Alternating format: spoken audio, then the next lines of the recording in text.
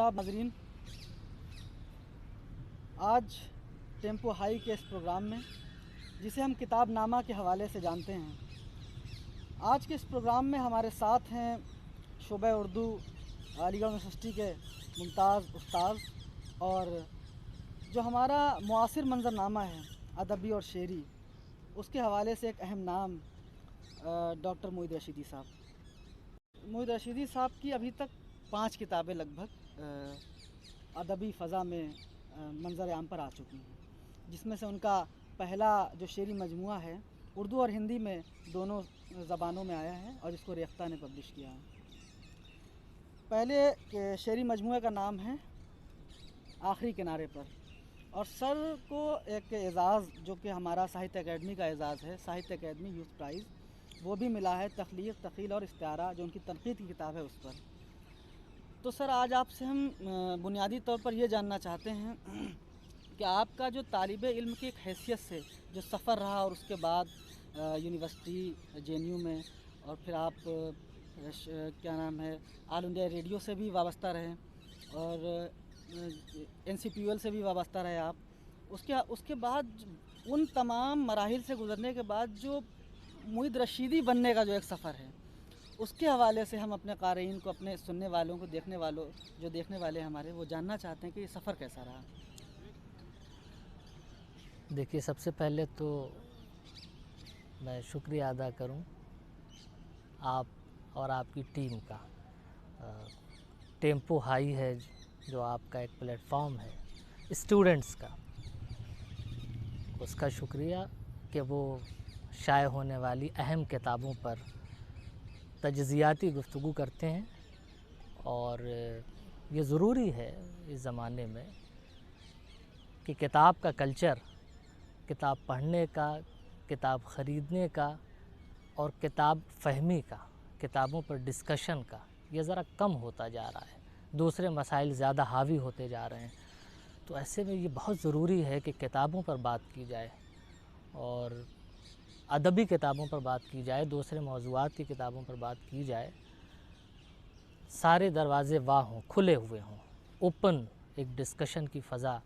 एक हेल्दी फ़ज़ा कायम हो। तो उससे न सिर्फ ये कि स्टूडेंट का जो तबका है वो फैज़याब होगा, बल्कि ओवरऑल हमारा जो समाज है वो एक मुस्बत डायरेक्शन में, एक मुस्बत राह की तरफ वो गामज़न होगा, चलेगा। आपने ज़ाती जो सवाल किया कि तालिब इल्मी के ज़माने से आज का जो ये मनसब है, यहाँ तक मैं कैसे पहुँचा। ज़ाहिर है ये कोई बहुत लंबा सफ़र इसे नहीं कहा जा सकता, इसलिए कि तालिब इल्मी का दौर मुझे अभी भी लगता है कि तालिब इल्म हूँ, और ये तजुर्बा इंसान का और ये एहसास ज़िंदगी भर कायम रहता है। जो सही मानों में लिखने पढ़ने वाले लोग हैं, जिनका ताल्लुक़ न सिर्फ वो किताबें पढ़ते हैं बल्कि ज़िंदगी पढ़ते हैं, ज़िंदगी के तजुर्बात पढ़ते हैं, तो इंसान आखिरी सांस तक माँ की गोद से कब्र तक वो तालिब इल्म होता है, और वो आखिरी सांस तक सीखता है, पढ़ता है, ये सब कुछ। अब ये कि ज़ाहिर है कुछ लिमिटेशंस हैं इंसान की अपनी ज़िंदगी में। वो एक ख़ास अरसे तक स्कूल में पढ़ता है, फिर कॉलेज का हिस्सा होता है, फिर यूनिवर्सिटी का हिस्सा होता है, और फिर एक वक्त वो आता है जब जो एकेडमिक उसकी ज़िंदगी है वो तकमील को पहुंचती है। तो कहा जा सकता है कि जो मेरी एकेडमिक जो डिग्रियों का सिलसिला है वो तो बज़ाहिर अपनी तकमील को पहुंच गया PhD के बाद, लेकिन जो तालीम का सफ़र है, जो सीखने का सफ़र है, वो जारी है, और ज़िंदगी भर आखिरी सांस तक वो जारी रहेगा। और ये जो अरसा है जिसमें ज़ाहिर मुख्तलिफ़ मराहिल हैं, कलकत्ते से ये सिलसिला शुरू हुआ, और फिर जवाहरलाल नेहरू यूनिवर्सिटी, दिल्ली यूनिवर्सिटी, और फिर मुलाजिमत भी की दिल्ली में, फिर रेडियो से भी वाबस्तगी रही, TV से भी वाबस्तगी रही, और अब अलीगढ़ का ये शोबा उर्दू, जहाँ तदरीस के फ़राइज़ ये हैं, और अपना जो ज़ाती शौक़ है, जो मशग़ला है, वो शायरी की सूरत में, तनक़ीद की सूरत में वो जारी है। और आपने भी ज़िक्र किया कई किताबों का, तो वो किताबें मंज़र आम पर तो आई हैं, अलबत्ता शेरी मजमूआ अब आया है। जी, तो अगर इसमें आप कुछ और पूछना चाहें तो। सर हम आपसे ये जानना चाहते हैं कि जब आप कलकत्ता में मुकीम थे, उस ज़माने में ग़ालिबन आप बीए के तालिब इल्म रहे होंगे, तो आपसे कमर रईस साहब की ख़त व किताबत रही, और उस ज़माने में जो अदब था, जो शायरी हो रही थी और जो फ़िक्शन लिखा जा रहा था, और आज का जो फ़िक्शन लिखा जा रहा है और जो शायरी हो रही है, जो गज़ल की शायरी है, जो नज़्म की शायरी उर्दू में बिलख़ुसूस अगर हम कहें, तो उसमें क्या फ़र्क आप महसूस करते हैं, और या उस मंज़रनामे में कितनी तब्दीली आप देखते हैं? देखिए, चूँकि बहुत बड़ा अभी ये अरसा नहीं है, तो मंज़रनामा कोई बहुत ज़्यादा तब्दील नहीं हुआ है, इसलिए कि ये 2008 कलकत्ते से मैं आया था 2008 में दिल्ली, तो 2008 से 2022 कोई बहुत बड़ा अरसा नहीं होता, ख़ास तौर पर क्रिएटिव वर्ल्ड में, तख्लीक की दुनिया में। तो तख्लीक की दुनिया में कोई इतना बड़ा फ़र्क तो नहीं आया, इतना नुमायाँ कि हम उसे बहुत वाज़े तौर पर पॉइंट आउट कर सकें। अलबत्ता देखिए, फ़ज़ा तो तब्दील होती है, हमें लगता है कि फ़ज़ा तब्दील हो रही है, लेकिन वो कितनी तब्दील हुई है, वो क्या है, नई नस्लों को, जो बाद में जो नस्लें आती हैं, उन्हें लगता है कि फ़ज़ा ऐसी ही होती है, वो तो धीरे धीरे आप आगे बढ़ते जाते हैं और उसे आप तब्दीली का नाम दे देते हैं। तो आज भी अदबी फ़ज़ा बहुत कहना चाहिए कि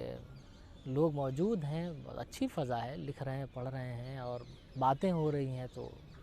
इससे मायूस होने की ज़रूरत तो नहीं है। असल में सर ये भी कहा जाता है, आजकल जो देखा जा रहा है वो 10 साल का अरसा भी, क्योंकि चीज़ें बहुत तेज़ी से बदल रही हैं, और मतलब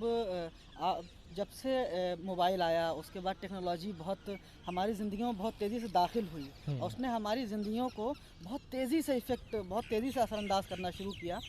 और उसमें शायरी का क्या जवाज़ है? शायरी क्यों, अब शायर कोई अगर कोई शेर कहे तो वो शायरी क्यों करे, या फ़िक्शन लिखने वाला कोई किताब लिखे तो वो क्यों लिखे, और फिर उसको आज के जो पढ़ने वाले हैं उनके लिए जो मुआसिर मंज़रनामा है उसमें वो किन लोगों को पढ़ें, कौन से वो शुअरा हैं, या फिर हमारे कुछ इस 20-25 साल से 40 साल से पहले के जो शुअरा और जो हमारे नावल अफ़साने लिखने वाले जो राइटर हैं, उस हवाले से हमें आप कुछ अगर आप बताएं सर। हाँ, वो दो बातें आपके सवाल में, दो पहलू हैं। एक तो ये है कि क्या तब्दील हुआ है, क्या था और अब क्या है, और दूसरा सवाल है कि इस मंज़रनामे में हमें क्या पढ़ना चाहिए। तो ज़ाहिर है तब्दीली का अरसा, जैसा कि आपने जहाँ से शुरू किया है वहाँ से आज तक, ये सही है कि ज़िंदगी बहुत तेज़ी से तब्दील हो रही है, और आए दिन नए इनकलाबात दुनिया में रूनुमा हो रहे हैं, और ज़िंदगी तब्दील हो रही है, बहुत तेज़ी से तब्दील हो रही है। और शायद तारीख़ पर अगर हम नज़र डालें तो माज़ी में अगर कदीम तारीख़ देखें तो इतनी जल्दी ज़िंदगी को बदलते हुए शायद इस दुनिया ने नहीं देखा था जितना कि अब देख रही है। तो ज़िंदगी के तरीक़े बदले हैं, सोचने समझने के तरीक़े बदले हैं, और एक इंसान का दूसरे इंसान का जो रवैया होता है वो तब्दील हुआ है। अब वो बहुत तेज़ी से तब्दील हुआ है, उसके बहुत से असबाब हैं तब्दीली के। अच्छा, जो तब्दीलियाँ हमारे समाज में या हमारी ज़िंदगी में रूनुमा होती हैं, ज़ाहिर है जब कोई लिखने वाला, चाहे वो नावल लिखता हो, चाहे वो शायरी करता हो, कुछ करता हो, चाहे वो अफ़साने लिख रहा हो, नज़में लिखता हो, उसी दुनिया से वो मवाद हासिल करता है, वो रॉ मटेरियल लेता है, उसे अपने तजर्बे और मुशाहदे और अपने बातिन की आँच और ज़िंदगी भर के मुताले, उन सब की रोशनी में उसे फिर वो एक सूरत अता करता है और लफ्ज़ों के ज़रिए उसे ज़ाहिर करता है, अलामतों के ज़रिए बयान करता है। तो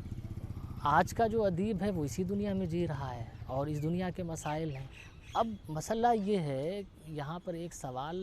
जो बहुत अहम है कि आज की दुनिया हमारी शायरी में या फिर हमारे फ़िक्शन में कितना है? जी। आज की दुनिया को हम कितना डिपिक्ट कर पाते हैं? क्या आज की दुनिया के मसाइल को हमारा अदीब उसे अपनी किताबों में और अपनी तख्लीक़ में हल कर पाया है? ये एक बहुत बड़ा सवाल है। ख़ास طور پر جو اردو میں لکھتے ہیں، اردو کے جو رائٹرز ہیں ان کے بارے میں، ان کی تحریر کے بارے میں، اس لیے کہ بہت سے تحفظات ہیں، بہت کچھ آپ لکھتے ہوئے ڈرتے ہیں، ہر چیز جو چاہیں آپ نہیں لکھ سکتے۔ صورتحال ایسی ہے کہ جتنا کھل کر آپ کو اپنی بات کہنی چاہیے، آج مجھے لگتا ہے کہ بہت کم لوگ ہیں جو اپنی بات بہت بے باکی کے ساتھ کر پاتے ہیں، اور جو کر پاتے ہیں وہ قابل مبارکباد ہیں۔ وہ عرصہ جو ہندوستان کو آزاد ہوئے آج 75 برس وہ گزر گیا اور اس کا جشن منایا جا رہا ہے، لیکن بہت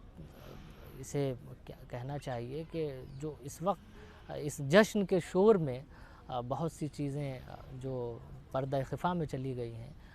ان پر بھی غور کرنا چاہیے کہ ان کے اسباب کیا ہیں، اور بہت کم لوگ ہیں جو ان چیزوں پر غور کر رہے ہیں۔ تو ہماری تخلیق میں، اردو کے ناولز میں، اردو کے افسانوں میں، نظموں میں، شاعری میں امکان ذرا کم ہوتا ہے۔ شاعری میں امکان ذرا کم یوں ہوتا ہے کہ اس میں ہم علامتوں کے ذریعے بات کرتے ہیں، تو اس کو ڈیکوڈ کرنا پڑتا ہے، اور ڈیکوڈ کرتے وقت ہر شخص کی صلاحیت ویسی نہیں ہوتی کہ وہ ان مسائل کو ریلیٹ کر پائے۔ لیکن فکشن میں یہ ذرا آسان ہوتا ہے، ناول میں، افسانوں میں یہ ذرا آسان ہوتا ہے، اور اس میں ڈیکوڈ کرنا کوئی اگر پڑھے تو واقعات سے وہ خود کو ہم آہنگ پاتا ہے اور پھر وہ کر سکتا ہے، نسبتاً آسان ہے۔ تو کیا آج کا ہمارا زمانہ، ہماری دنیا ہمارے ناول میں موجود ہے؟ اس کا جواب یہ ہوگا کہ موجود ہے، لیکن پھر دوسرا آپ کے سوال کا جو حصہ ہے کہ وہ کیا پڑھنا چاہیے اور کیا نہیں پڑھنا چاہیے، یہ ایک دوسرا بہت امپورٹنٹ حصہ ہے۔ تو ایک تو وہ جو نمائندہ ہمارے لکھنے والے ہیں جن کے بارے میں آپ پوچھ رہے تھے، ظاہر ہے اس میں اگر میں نام لینے لگوں تو بہت سے نام چھوٹ جائیں گے، اور وہ انصاف نہیں ہو پائے گا کہ کچھ لوگوں کے نام لیے جائیں اور کچھ لوگوں کے نام چھوٹ جائیں۔ ذہن ہر وقت یکساں طور پر حاضر نہیں ہوتا کہ وہ سارے لوگوں کے نام ذہن میں آ سکیں۔ اس کا جن کے نام نہ لیے جائیں اس کا مطلب یہ نہیں ہے کہ وہ بہتر لکھنے والے نہیں ہیں، وہ بھی بہتر لکھنے والے ہیں، سر دست ان کا نام ذہن میں کسی وجہ سے اگر وہ چھوٹ جائے تو اس سے یہ مفہوم نہیں نکالنا چاہیے۔ تو اب جیسے ہمارے آج کے بہت سے اہم لکھنے والے ہیں، جو ہمارے صف اول کے لکھنے والے جنہیں ہم کہہ سکتے ہیں، اگر ہم ان کی تحریریں پڑھیں، ان کے ناولز پڑھیں، ان کے افسانے پڑھیں، تو ہم صاف طور پر محسوس کریں گے کہ ہمارا ہی زمانہ تو موجود ہے اس میں۔ اب یہ الگ بات ہے کہ اپروچ کیا ہے اس کا، کیسے بیان کرتا ہے، کیسے وہ لکھتا ہے، اور قارئین کی سطح کہ وہ کیسے اس کو سمجھتے ہیں، یہ ساری باتیں اس میں آتی ہیں۔ تو مسئلہ اتنا آسان نہیں ہے، مسئلہ ذرا پیچیدہ ہے۔ سر آپ نے اس حوالے سے بہت کارآمد باتیں بتائیں ہمیں۔ آپ کا پسندیدہ شاعر یا پھر دو چار شاعر جنہیں آپ پسند کرتے ہوں؟ دیکھیں، ایسے تو پوری روایت بھری پڑی ہے اچھے شاعروں سے، لیکن سر اور کچھ خاص طور پہ کچھ پسند ہوتے ہیں جو ہمارے جنہیں ہم پڑھتے آئے ہیں، جن سے ہم سیکھتے آئے ہیں، جنہیں پڑھ کر ہم نے لکھنا سیکھا ہے، تو پوری روایت ہمارے موجود ہے اردو شاعری کی۔ آپ شروع کر لیجئے کلاسیکی دور سے، اور ظاہر ہے ہم سب کے پسندیدہ اور شاعر، محبوب ترین شاعر میر تقی میر اور غالب اور اقبال اور فیض اور ناصر کاظمی، اور پورا یہ سلسلہ بنتا ہے۔ تو ان شاعروں کو پڑھے بغیر نہ ہم اپنی روایت سے واقف ہو سکتے ہیں، اور نہ پھر ہم اپنا مستقبل طے کر سکتے ہیں۔ تو ہمیں اپنے ماضی کی طرف تو دیکھنا پڑے گا۔ تو یہ شعراء ہیں، اور ظاہر ہے ہمارے زمانے میں بہت سے سینئر شاعر ہیں جن سے ہم نے سیکھا ہے، جن کو ہم نے پڑھا ہے، جن کی صحبتوں میں بیٹھے ہیں، جن سے سیکھا ہے، اور ہماری نسل کے بہت سے لوگ ہیں، اور ہماری نسل کے بعد کی جو نسل، آپ کی نسل کے بہت سے شاعر ہیں جو بہت اچھے شعر کہتے ہیں، اور ہم انہیں پسند کرتے ہیں، ان سے بھی سیکھتے ہیں۔ تو یہ تو سلسلہ ہے، اور یہ ایک اچھا سلسلہ ہے، بہت اچھی بات ہے۔ سر آج کہا جا رہا ہے کہ یہ جو عہد ہے، اور بیسیکلی جو شروعاتی 20 سال رہے 21ویں صدی کے، اس کے بارے میں یہ کہا جا رہا ہے کہ اب جو عہد ہے وہ فکشن کا، یعنی کہ ناول کا بیسیکلی اس میں جو ہے زیادہ بیان کیا جا رہا ہے کہ وہ ناول کا عہد ہے۔ تو اس میں شاعری کی کتنی جگہ ہے، یا شاعری کے لیے کیا امکانات ہیں؟ اب کس حوالے سے اس کو دیکھتے ہیں، کس نظریے سے، کیا آپ کی اس پر رائے ہے؟ سوال اچھا ہے، اور یہ ریلیونٹ ہے کہ ظاہر ہے ہر جگہ یہی کہا جا رہا ہے، اور منظرنامہ یہ بتا رہا ہے، لوگ کہہ رہے ہیں تو ظاہر ہے ہوا میں کوئی بات نہیں ہوتی، وہ واقعتاً ایسا ہے کہ اس وقت جو منظرنامہ ہے وہ فکشن کا منظرنامہ ہے پوری دنیا میں۔ آپ اگر نظر اٹھا کے دیکھیں تو دنیا کے جو بڑے انعامات ہیں وہ سب فکشن کے حصے میں جا رہے ہیں، اور یہ صرف 2-4 برسوں کی بات نہیں ہے، گزشتہ کئی برسوں سے یہ ہو رہا ہے۔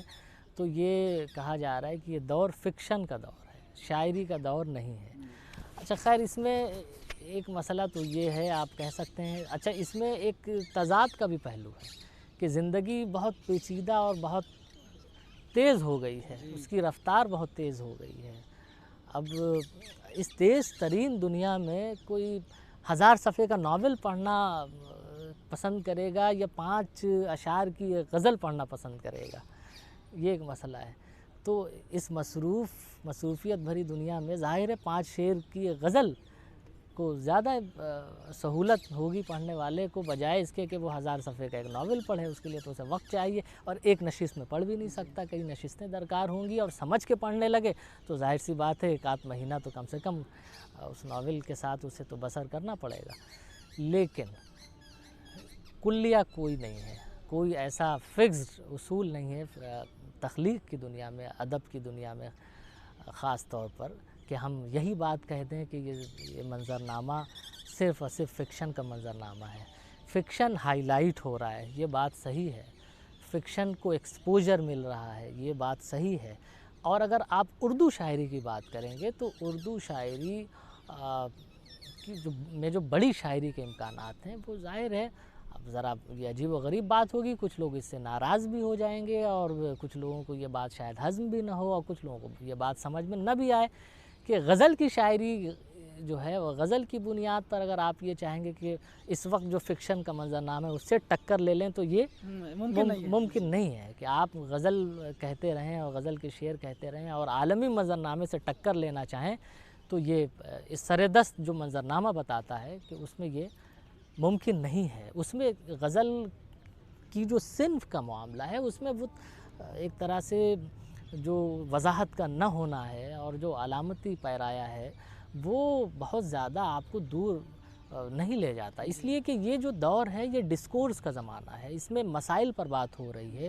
اور آپ بہت ڈھکے چھپے انداز میں اگر بات کرنے لگیں گے تو اس کے لیے ظاہر ہے بہت وضاحت کی ضرورت ہوگی، اور وہ اس کے لیے لوگوں کے پاس اتنا وقت نہیں ہے۔ تو آپ کو جو اس وقت جو مارجنلائزڈ جو طبقہ ہے اس طبقے کے بارے میں بات کرتے ہیں، اگر آپ فیمنزم کے بارے میں بات کرتے ہیں، اگر آپ سبالٹرن جو تصورات ہیں ان پر بات کرتے ہیں، تو ابھی دیکھیے ہم جو جس ناولسٹ کو ابھی نوبل پرائز ملا تازہ ترین، وہ دیکھیے وہ کیا ہے، اس نے کس طرح کا فکشن لکھا ہے، آپ دیکھ لیجیے، اندازہ ہو جائے گا آپ کو۔ تو جو ہجرت کا فکشن ہے یا مائیگریشن کا فکشن ہے، وہ جو کرب ہے، اور جو بلیک اسٹڈیز ہے، ان لوگوں کی جو داستانیں ہیں، اور یہ عجیب و غریب قسم کے مسائل تو دنیا میں بھرے پڑے ہیں، تو ان مسائل پر اگر کوئی ناول لکھتا ہے تو ظاہر ایک تھیسس بنتی ہے، اس سے ایک ڈسکورس بنتا ہے، اس سے ایک بڑے پیمانے پر آپ گفتگو کر سکتے ہیں، جو کہ غزل کی شاعری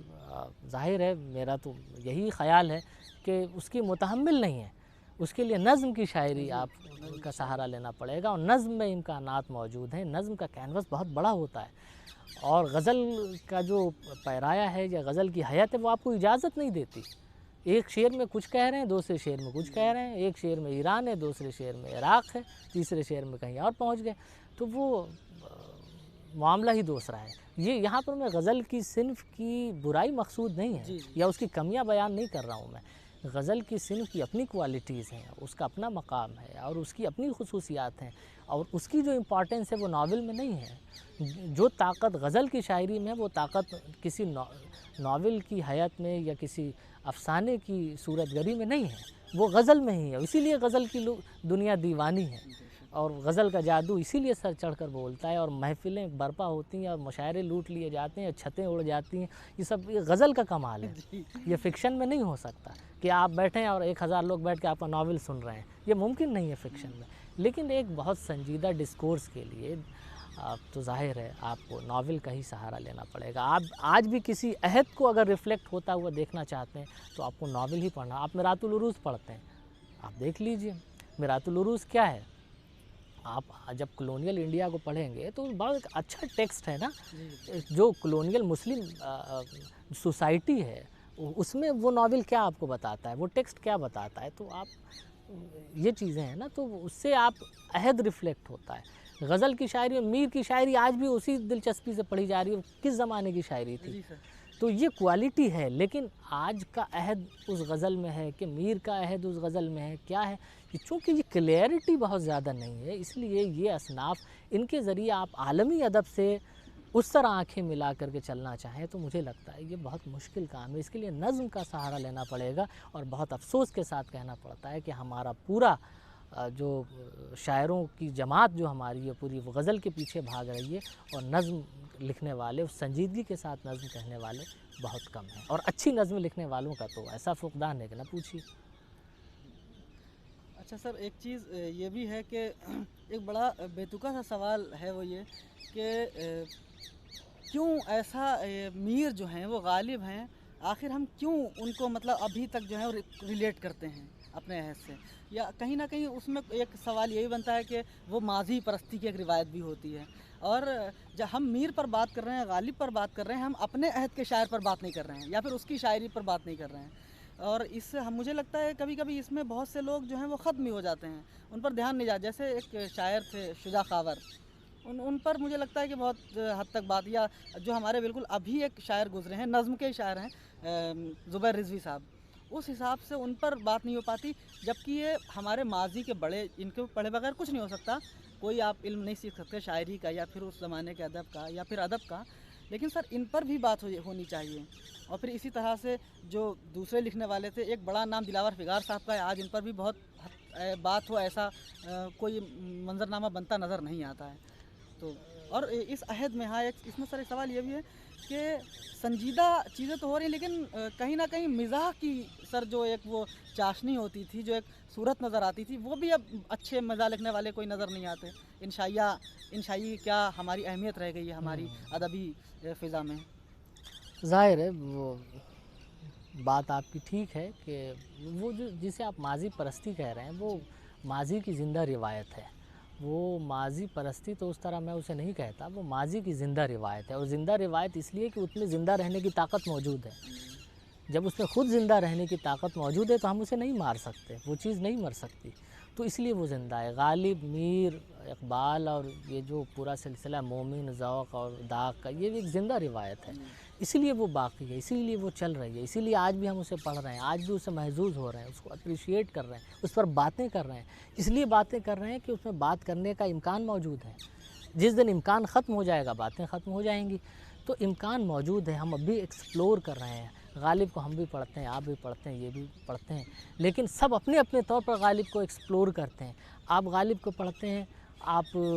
غالب کے ناقدین کی روشنی میں تو غالب کو نہیں پڑھتے نا. ایسا وہ تو اکیڈمک ایکٹیویٹیز ہے, وہ تو ٹھیک ہے, جو لوگ اسپیشلائزیشن ہے یہ کام کرتے ہیں وہ غالب کے ناقدین کو بھی پڑھتے ہیں, ان کی شرحیں بھی پڑھتے ہیں, وہ ساری چیزیں پڑھتے ہیں. لیکن ایک عام آدمی, ایک عام دلچسپی رکھنے والا, شاعری کا مداح, غالب کو پسند کرنے والا, وہ غالب کو پڑھتا ہے تو اس کے پیش نظر وہ ساری چیزیں نہیں ہوتی ہیں, وہ غالب کا کلام پڑھتا ہے. اب وہ صحیح غلط بہت سارا وہ غالب کا کلام اس تک پہنچتا ہے, وہ غلط بھی پہنچتا ہے, لیکن وہ غالب کو پسند کرتا ہے اس لیے کہ وہ ریلیٹ کرتا ہے. غالب کے اشعار جو سینہ در سینہ ایک زمانے سے یا میر کے اشعار چلے آ رہے ہیں, وہ ان اشعار میں اتنی طاقت موجود ہے کہ وہ چلے آ رہے ہیں, تو اس لیے بات ہو رہی ہے. اس لیے تو میں اسے زندہ روایت کہتا ہوں, ماضی پرستی نہیں کہتا.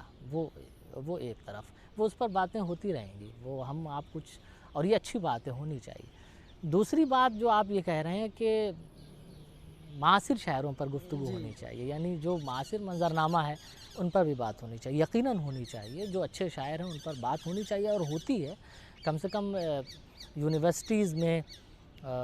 تو ہوتی ہے, پی ایچ ڈی کے لیول پر, ایم فل کے لیول پر, ایم اے کی سطح پر تو باتیں ہوتی ہیں. تو وہ بھی سلسلہ ہے. لیکن ظاہر ہے جہاں اتنے بڑے بڑے شاعر موجود ہیں, غالب کی, میر کی صورت میں, فیض کی صورت میں, اقبال کی صورت میں, اس کے بعد کے شاعر تو اتنے بڑے شاعر نہیں ہیں. شاعر ہیں, بڑے ہیں, ٹھیک ہے, لیکن ہم ظاہر ہے اس قد کے شاعر تو اب نہیں ہیں، تو بہت مشکل ہے ان پر اس طرح باتیں کرنا، اور اگر وہ اس قد کے شاعر ہوں گے تو وہ اپنے آپ کو خود ہی منوا لیں گے، اور خود ہی ان پر باتیں ہوں گی، ہوتی رہیں گی، دنیا بھر میں باتیں ہوں گی۔ سر ایک آخری سوال وہ یہ ہے کہ ابھی کورونا کے پیریڈ سے پہلے کی جو دنیا تھی کل ملا کر، جو پوری ہماری سوسائٹی تھی اور جو ادبی چیزیں تھیں، لٹریچر تھا، اب وہ کورونا کے بعد بالکل ایک مختلف صورت میں نظر آتا ہے، پورا ہمارا ایک سماج، پوری ایک سوسائٹی۔ اس حوالے سے آپ کیا دیکھتے ہیں کہ مطلب سوسائٹی کیسی، ہمارا معاشرہ کیسا ہے، اور پھر ہمارا ادب کیسا ہے؟ حالانکہ یہ بہت چھوٹا پیریڈ ہے وہ، لیکن ایفیکٹ اس کا بہت بڑے پیمانے پر پڑا ہے لوگوں کی زندگیوں پر۔ ظاہر ہے اسے اگر سماجی سطح پر دیکھیں گے اور سیاسی سطح پر دیکھیں گے تو بہت ایک طرح سے یہ دنیا تبدیل ہوئی ہے، لیکن ظاہر ہے ہر طرح کے لوگ موجود ہوتے ہیں، سینسیبل بھی ہوتے ہیں اور ویسے لوگ بھی ہوتے ہیں جنہیں ہم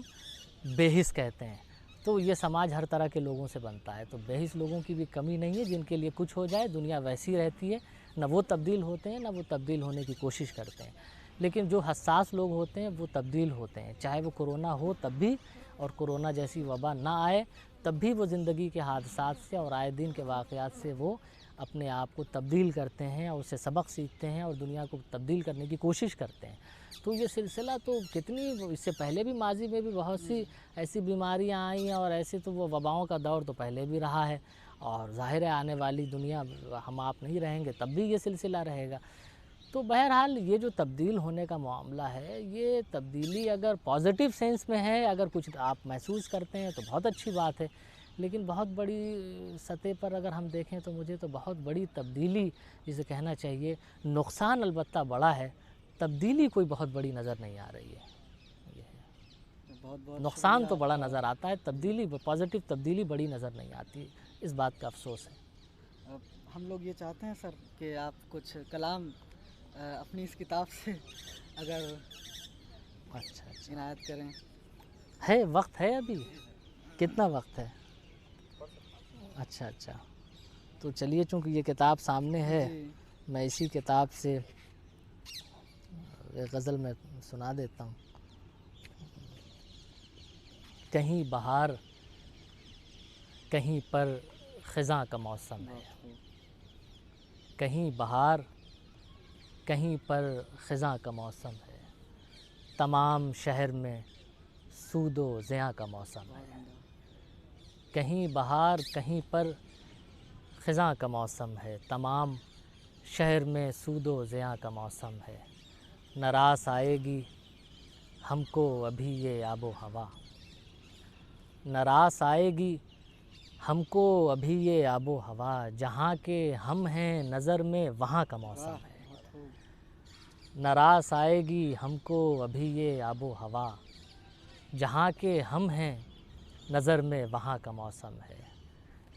جہاں کے ہم ہیں نظر میں وہاں کا موسم ہے، ہوا کی ضد بھی وہی ہے، دیے کی ضد بھی وہی، ہوا کی ضد بھی وہی ہے، دیے کی ضد بھی وہی، عجب حکایت شب زادگاں کا موسم ہے، ہوا کی ضد بھی وہی ہے، دیے کی ضد بھی وہی، عجب حکایت شب زادگاں کا موسم ہے، کڑکتی بجلیاں ابر سیاہ بارش سنگ، کڑکتی بجلیاں ابر سیاہ بارش سنگ، زمیں سے کہہ دو ابھی آسماں کا موسم ہے، کڑکتی بجلیاں ابر سیاہ بارش سنگ، زمیں سے کہہ دو ابھی آسماں کا موسم ہے، فضا میں عطر سی خوشبو گھلے گی اور ابھی، فضا میں عطر سی خوشبو گھلے گی اور ابھی فسانہ دل دادگاں کا موسم ہے، فضا میں عطر سی خوشبو گھلے گی اور ابھی فسانہ دل دادگاں کا موسم ہے، اور چھلک رہے ہیں سبھی درد مہرباں ہو کر، چھلک رہے ہیں سبھی درد مہرباں ہو کر، اٹھاؤ ہاتھ کے آزار جاں کا موسم ہے، چھلک رہے ہیں سبھی درد مہرباں ہو کر، اٹھاؤ ہاتھ کے آزار جاں کا موسم ہے، اب اس کے بعد زمیں رفتہ رفتہ ہوگی سیاہ، بہت خوب۔ اب اس کے بعد زمین زمیں رفتہ رفتہ ہوگی سیاہ، ابھی ہے سرخ کہ یہ کشتگاں کا موسم ہے۔ بہت خوب۔ اب اس کے بعد زمیں رفتہ رفتہ ہوگی سیاہ، ابھی ہے سرخ کہ یہ کشتگاں کا موسم ہے۔ یقین ہے کہ نئے برگ و بار آئیں گے، یقین ہے یقین ہے کہ نئے برگ و بار آئیں گے، یقین کے شہر میں اب کے گما کا موسم ہے۔ بہت خوب، بہت عمدہ۔ یقین ہے کہ نئے برگ و بار آئیں گے، یقین کے شہر میں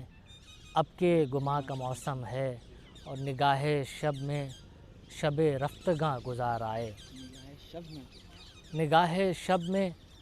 شب رفتگاں گزار آئے، نگاہ صبح میں آئندگاں کا موسم ہے۔ ماشاء اللہ۔ نگاہ شب میں شب رفتگاں گزار آئے، نگاہ صبح میں آئندگاں کا موسم ہے، کہیں بہار کہیں پر خزاں کا موسم ہے، تمام شہر میں سود و زیاں کا موسم ہے۔ بہت بہت شکریہ سر، ہم آپ کے بہت شکر گزار ہیں کہ آپ نے ہمیں اپنا قیمتی وقت دیا، اور ادبی منظرنامے کے حوالے سے یا پھر ادب کے حوالے سے، شاعری کے حوالے سے اس قدر کارآمد باتیں ہم تک عنایت کی، ہم تک پہنچائیں، ہمارے سننے والوں کے لیے فراہم کی۔ ناظرین سے میں ایک گزارش یہ کروں گا، درخواست یہ ہے کہ آپ اس پروگرام کو دیکھیں، اور باتوں کا یہ سلسلہ معاصر ادبی شخصیات کے ساتھ میں ہم جاری رکھیں گے، اور آپ لوگ ہماری اس کاوش کو سراہیں، ہمارے ساتھ بنے رہیں، اور ادب سے جڑے رہیں۔ ادب سے جڑے رہنے کے لیے ٹیمپو ہائی کے ساتھ میں بنے رہیں، اور ہم آپ کا بہت شکر گزار ہیں، بہت شکریہ ادا کرتے ہیں، بہت بہت شکریہ، تھینک یو۔